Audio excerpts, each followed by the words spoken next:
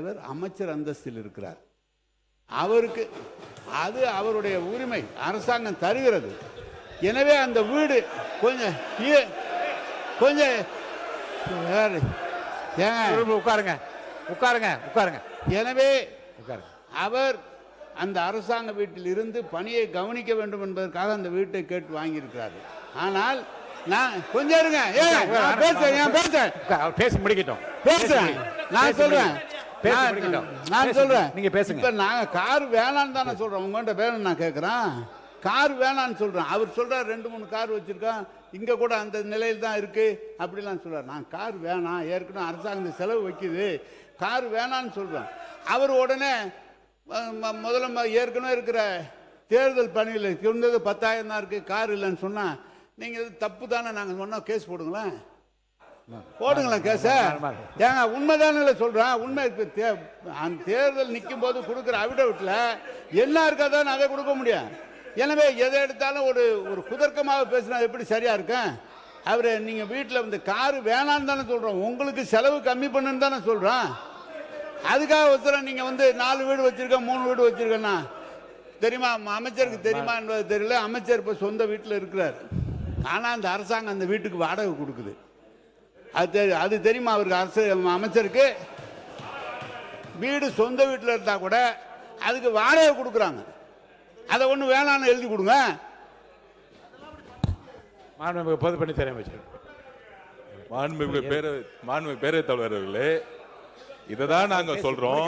அவர் பேசி முடிக்கட்டும். இதுதான் நாங்க சொல்றோம். எதிர்க்கட்சி தலைவர் சொல்லும் பொழுது அவர் சொல்லக்கூடிய வார்த்தைகள் அரசியல் ரீதியா மாத்துற மாதிரி வார்த்தைகள் இருக்கு. அதாவது நான் பேசி முடிச்சிடலாம். அவரு அரசினுடைய நிதி சுமையை கருதி அப்படிங்கிற மாதிரி வார்த்தைகள்லாம் சொல்லும் பொழுது அது ஏதோ நாங்க ஏதோ அரசினுடைய நிதி சுமை எங்களுக்கு தெரியாத மாதிரியும், இதை வந்து ஏதோ ஒரு வசதி வாய்ப்புக்காக செஞ்சு கொடுக்கிற மாதிரியும், இது ஒரு ஆடம்பரம் மாதிரியும் சில வார்த்தைகள் வருது. அதுதான் நாங்க பதிவு பண்றோம். அமைச்சர்களுக்கு எந்த உரிமை இருக்கிறதோ, ஒரு அமைச்சருக்கு வந்து ஒரு காரும் 4 தனிச் செயலர்களும் ஒரு பங்களாவும் ஒரு உரிமை இருக்கிறோம். அதை நாங்க வந்து எதுவுமே தவறுன்னு சொல்லல. அந்த இடத்துல தான் மக்களை சந்திக்க முடியும். தனிப்பட்ட வீடோட ஒரு பங்களா கொடுக்கறதுன்னா மக்கள் ஒரு நாளைக்கு 500 பேர் 1000 பேர் வரும்போது நம்ம மக்களை சந்திக்கிறோம். அதே மாதிரி சட்டமன்ற உறுப்பினர்களுக்கும் கடமையும் பொறுப்பும் இருக்கிறது. அதுக்கு தான் நாங்க பதிவு பண்றோம். இது ஆடம்பரம் அல்ல, இது அவங்களுடைய வேதனை. அதுதான் நான் சொல்ல வரோம். அதாவது நம்மளுடைய என்ன சொல்றது, தேர்தல் இதுல வந்து 10,000 ரூபாய் இருக்குன்னு சொல்லிட்டு ரேஞ்ச் ரோவர் கார்ல போகக்கூடிய அமைச்சர்கள் இங்க கிடையாது. எங்களுடைய தேர்தல் அறிக்கையில எங்களுடைய நாமினேஷன்ல என்ன இருக்கோ, நாமினேஷன் என்ன இருக்கோ அதுதான் நாங்க வந்து பதிவு பண்றோம். நாங்க ஆக்சுவலா அதனால சில வார்த்தைகளை வந்து என்னன்னு தெரியல. இன்னைக்கு எதிர்க்கட்சி தலைவர் காலையில இருந்து வந்து ஆளுங்கட்சியை வந்து ஒம்பளுக்க கூடிய வார்த்தைகளாவே பேசிட்டு இருக்காரு. மானிய கோரிக்கைப்படி அந்த வார்த்தை அவைக்கு நீக்கப்படுகிறது. உறுப்பினர் டி ராமச்சந்திரன் பேசுங்க. அவங்க கருத்து சொல்லுங்க. இல்ல கம்யூனிஸ்ட் கட்சி சார் அவங்க சொல்லுங்க, உங்க கருத்து சொல்லுங்க. மாண்புமிகு பேரவைத் தலைவர்களே, சொல்ல வைக்கிறேன்.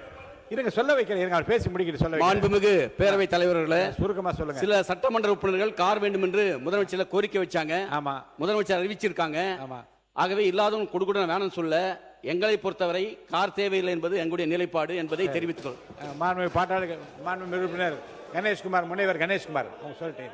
மாண்புமிகு பேரவைத் தலைவர் அவர்களே, ஒரு சட்டமன்ற உறுப்பினருக்கு மக்கள் பணி செய்வது என்பது மிக அவசியமான ஒன்றுதான். அவர்களுக்கு கார் என்பது ரொம்ப முக்கியமான விஷயம். ஏன்னா கார் வந்து அனைத்து கிராமங்களுக்கும் சென்றடைவதற்கும், இப்ப என்னுடைய தொகுதியெல்லாம் எடுத்துட்டீங்கன்னா 330 ஊராட்சிகள் கிட்ட இருக்கு. அதெல்லாம் போய் பார்க்கணும்னா பொருளாதாரத்தில் பின்தங்கிய சட்டமன்ற உறுப்பினர்களுக்கு கார் என்பது ரொம்ப அவசியம் தான். இப்ப என்கிட்ட கார் இருக்கு, இப்ப எனக்கெல்லாம் கேட்டீங்கன்னா கார் தேவையில்லை. அப்ப எங்களுடைய விருப்பத்தையும் கேட்டு, இப்ப எங்க கட்சியிலே 2 பேருக்கு வந்து உண்மையிலேயே பொருளாதாரத்தில் பின்தங்கியவர்கள் இருக்கிறாங்க. மற்ற கட்சி உறுப்பினர்கள் நான் போன வாட்டி அங்க கேட்ட போது கூட 2ஆம் முறை சட்டமன்ற உறுப்பினராக இருப்பவர்கள் கூட பொருளாதாரத்தில் பின்தங்கியவர்கள் இருக்கிறாங்க. அப்ப பொருளாதாரத்தில் பின்தங்கி இருப்பவர்களுக்கு யாருக்கு உண்மையிலேயே கார் தேவையோ அவர்களுக்கு வழங்கலாம் என்பதுதான் எங்களுடைய கருத்து. அந்த நிலைப்பாடு அதை நீங்க சொல்லுங்க. மாண்புமிகு எதிர்க்கட்சி தலைவர் அவர்கள்.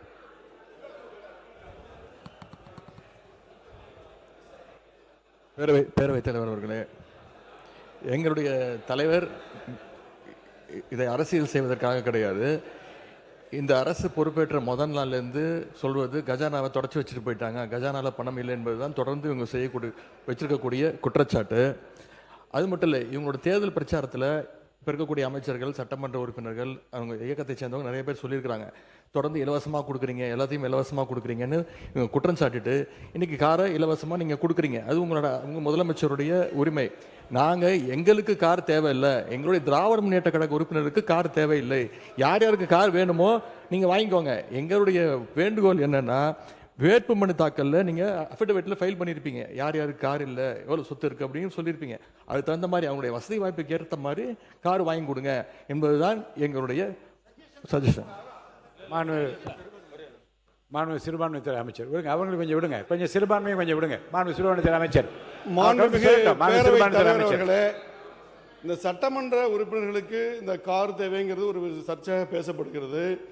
பல ஆண்டுகளுக்கு முன்பே மாண்புமிகு முன்னாள் முதலமைச்சர் டாக்டர் கலைஞர் கருணாநிதி அவர்களால் 300க்கும் அதிகமான யூனியன் சேர்மன்களுக்கு அரசு சார்பில் வாகனம் வழங்கப்பட்டுச்சு. இது ஒன்றும் புதுசு இல்லை. அப்போல்லாம் நிதி நிலைமை அப்பவும் இப்படி தான் இருந்தது. அப்போல்லாம் கேள்வி கேட்காம இப்போ ஒரு சட்டமன்ற உறுப்பினர்களுக்கு கிடைக்கிறது கேள்வி கேட்கறது சரியானதாக பண்ணலாம். மாண்பு உறுப்பினர் ஏவா வேலு அவர்கள். மாண்புமிகு பேரவைத் தலைவர்களே, அன்னைக்கு அனௌன்ஸ்மெண்ட்டு என்னன்னா, அனைத்து சட்டமன்ற உறுப்பினர் தான் அனௌன்ஸ்மெண்ட். நல்லா புரிஞ்சுங்க. ஆமாம், இப்போ நாங்கள் சொல்கிறோம் அனைத்து சட்டமன்ற உறுப்பினர் சொன்னால் எல்லாம் சேர்த்து தான் சொல்லியிருக்கீங்க. ஆமாம், எங்கள் கட்சி தலைவர் சொல்கிறார், ஏற்கனவே அரசாங்கம் கடன் பட்டு இருக்கிறது, விவசாயிக்கு முழுமையாக தள்ளுபடி செய்யலை, இப்படிப்பட்ட நிலையில் நமக்கு கார் வேணாம் அப்படின்னு எங்களை அறிவுரை சொல்கிறாரு. ஆனால் திமுக சார்பாக இருக்கிற 59 உறுப்பினர் தான் நாங்கள் எங்களுக்கு வேணான்னு சொல்கிற மொழியை அந்த பத்திர வேணாம் நீங்க வாங்காத அப்படின்னு நாங்க சொன்னோம். எங்களோட துணைத்தலைவர் அதான் சொன்னார். அதை புரிஞ்சிக்காம அரசியல் பண்றீங்க இதுல என்ன அரசியல் இருக்குது? ஒண்ணு. ரெண்டாவது, இப்ப 59 சட்டமன்ற உறுப்பினர் வந்திருக்கிறோம், எல்லாருக்கும் வீடு கொடுத்துருக்காங்க, கொடுக்க முடியாது. அரசாங்கத்துக்கு எப்பொழுதும் எதிர்க்கட்சி தலைவர் அந்தஸ்து இருக்கிற பொழுது அவர் அமைச்சருக்கு இணையானவர்கள் என்று அமைச்சருக்கு என்னென்ன வசதியோ அந்த வசதி தராங்க. இது அரசாங்கம் போட்டிருக்கிறது. நீ நானும் பார்த்துல அது புரோட்டோகால். அது அந்த புரோட்டோகால் அப்புறம் அரசாங்கம் தான் நீங்க கொடுத்துருக்கீங்க. அப்புறம் அரசாங்கமே கொடுத்துட்டால் குறை சொன்னா என்ன அர்த்தம்? அதுவும் தவறு. அதனால புரிஞ்சுன்னு பேசுங்க. ரெண்டாவது, நாங்க எங்களை பொறுத்த அளவுக்கு நீங்க கஞ்சாடை காட்டினால காட்டினாவே நாங்க ஒத்துழைக்கிறோம். ஆனா சட்டமன்றம் பெரும்பான்மையாக பிரச்சனைக்கு யாரு ஆளாகிறாங்க? அந்த பகுதியில் இருக்கிறதா பிரச்சனை எழுப்பி உங்களுக்கு ஒத்துழைக்கல.